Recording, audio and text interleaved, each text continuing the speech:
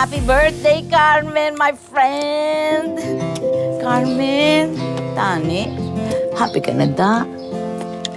Saka Carmen, baka pwedeng ibulong mo naman ako dyan sa taas. Naggabayan ako sa nalalapit kong operasyon. Sige na, Carmen. Sino ho siya, ate?